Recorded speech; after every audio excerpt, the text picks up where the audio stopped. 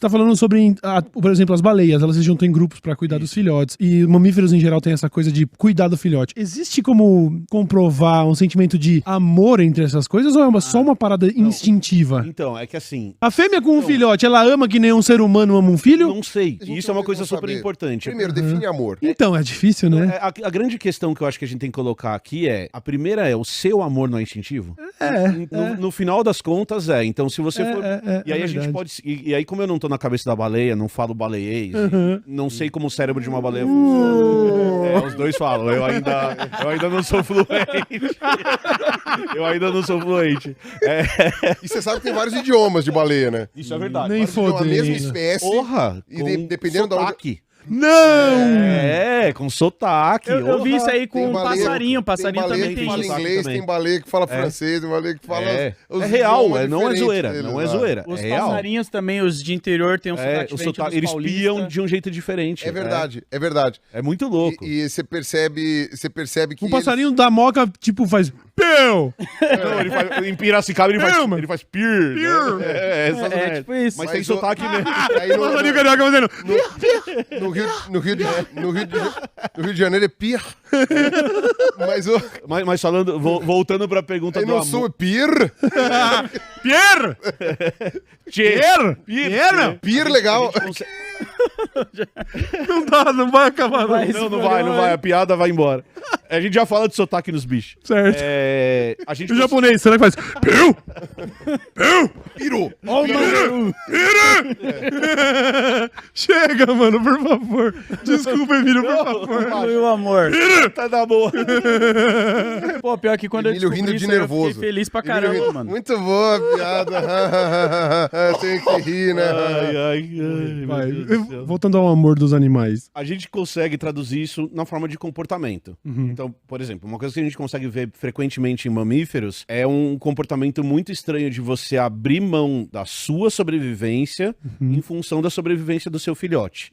E isso você vai ver em baleia, você vai ver em leão, você vai ver em um monte de outras espécies, você vai ver em outros macacos como a gente. Então, se a Você gente... vai ver em aves, em linhas Em gerais, em aves, crocodilos, em linhas gerais, são os bichos que têm cuidado parental. Então, Algumas espécies de peixe, algumas espécies de anfíbios. Então, se você partir do princípio de que esses comportamentos são uma evidência de que você tá abnegando do que você é Sim. pro próximo, e você chamar isso de amor... É verdade, a gente poderia fazer né? um paralelo, tá ligado?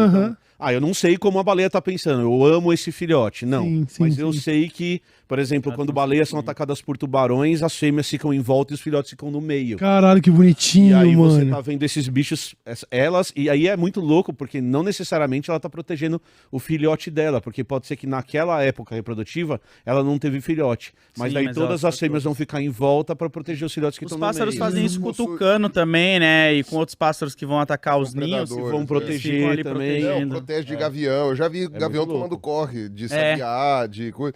E o louco é o seguinte, isso tem uma origem genética e hereditária, porque a gente sabe que evolutivamente a gente consegue ver. Então, por exemplo, se você for pegar répteis em geral, né, se você for dizer que, por exemplo, uma mamãe pato ama os patinhos, né, a mamãe tartaruga é uma filha da puta, né, que ela porque chega ela na larga. praia e fala, se vira. E foda-se. Mas mais de 80% vai morrer.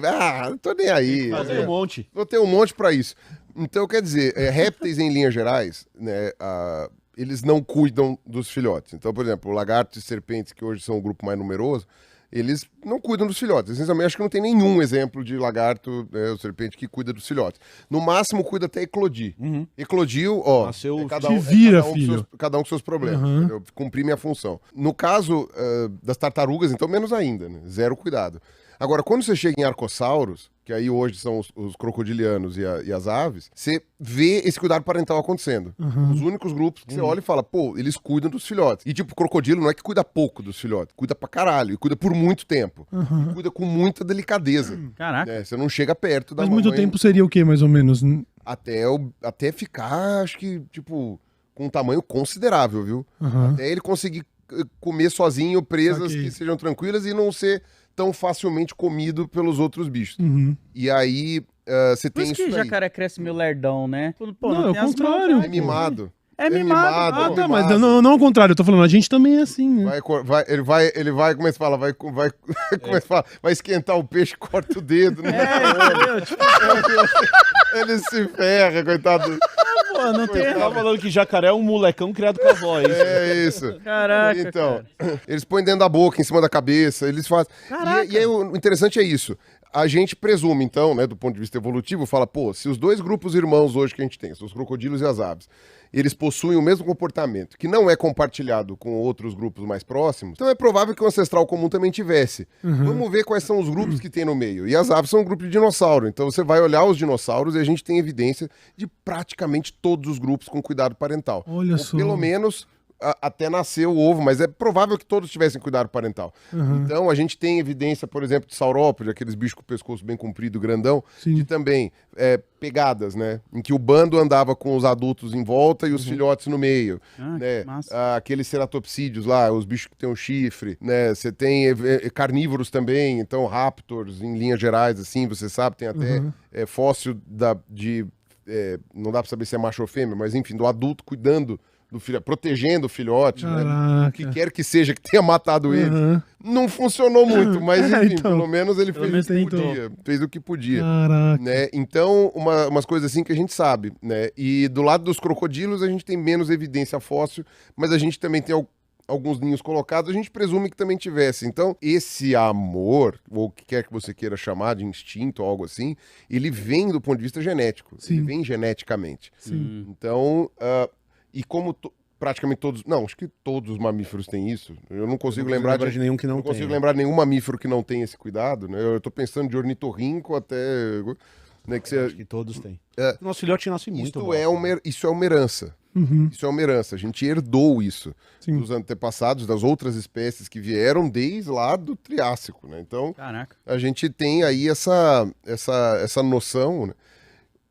O que o pessoal fala que seria diferente na gente, e isso que o Emílio falou, a gente não tem como saber se é de fato, porque você não consegue medir o quanto que é um amor que, sei lá, que a doguinha tem pelos filhotinhos, entendeu? E a gente tem que falar como a saber. verdade aqui também, Pirula. Nem todo mundo vai amar o outro da mesma forma que você ama o outro, entendeu? A forma que você me ama não é a mesma forma que às vezes eu te amo. Não quer dizer que é mais ou menos. Mas tem uma coisa... Às vezes que é também, né? Mas dentro Às vezes disso que a mas gente você tá não vai falando... saber. Não saberemos. Mas dentro disso que a gente tá falando, tem um padrão que eu tô pensando só agora, na hora que a gente tá conversando, que é... A gente sempre tá falando de amor, e aí volta pro termo que a gente tava falando antes de começar, de amor de um indivíduo que é mais velho por um indivíduo mais novo, de amor de adultos por filhotes, que é algo muito específico dentro da biologia que faz sentido. Uma coisa que é muito rara a gente ver na natureza, muito rara mesmo, é esse amor que o Lodi tá falando. É tipo, beleza, pelo meu filhote, eu vou proteger. Agora, tipo... Por um parceiro ali. Você não precisa ser o que mais corre, você só precisa correr mais que o parceiro, tá ligado? E aí é outro rolê. Aí outra questão, aí é outra questão, e aí a gente poderia falar de reprodução, de amor entre macho e fêmea, e aí as relações são completamente diferentes das relações que a gente constrói. Quem tentou fazer uma proposta disso foi o Dawkins, no Gênio Egoísta, lá na década de 70, que hoje muita gente diz que já está ultrapassado em vários aspectos, eu não fui estudar para saber, mas que ele dizia que assim, porque é que você tem aquele bando, ele trabalhou com aves, né, mas você pode também, o exemplo que a gente mais tem é o suricato, né, que é tipo aquele bando de, sei lá, 100 indivíduos, e tem sempre um que fica lá olhando. Ele vai lá, olha, e ele se arrisca, porque ele grita para atrair o predador para ele, para que todos os outros possam se camuflar. E você fala, qual é a vantagem evolutiva de um indivíduo se sacrificar pelo resto? Sendo que não necessariamente são filhotes dele, ou a parceira ou parceiro, não é necessariamente. E aí, o que o Dawkins levantava a hipótese é que obviamente que de maneira inconsciente, o bicho sabe que aquelas pessoas, aqueles indivíduos, na verdade, eles compartilham pelo menos uma parcela do DNA com eles, seja sobrinho ou neto, não importa. E isso já ajudaria eles a sobreviver. E aí a lógica que o Dawkins propôs é que são os genes que fazem isso. Então, o gene quer se reproduzir e ele seleciona o comportamento de proteger cópias dele mesmo, né? Então, por isso que aí ele propõe o meme, que seria o análogo do gene, só que para ideias e tal. Era isso que eu tinha para falar no vídeo de hoje. Eu espero que você tenha gostado. Deixa o seu comentário aqui embaixo. Não esquece de deixar o seu like. E principalmente, se você gosta do nosso conteúdo, entra lá no Catarse do Blá Blá. catarse.me/blablajude, com um E no final. Se você gosta do que a gente faz, nos apoie lá. É o apoio de vocês, é os R$5 que vocês mandam pra gente que fazem a diferença na nossa produção do conteúdo, certo? Até a próxima, tchau!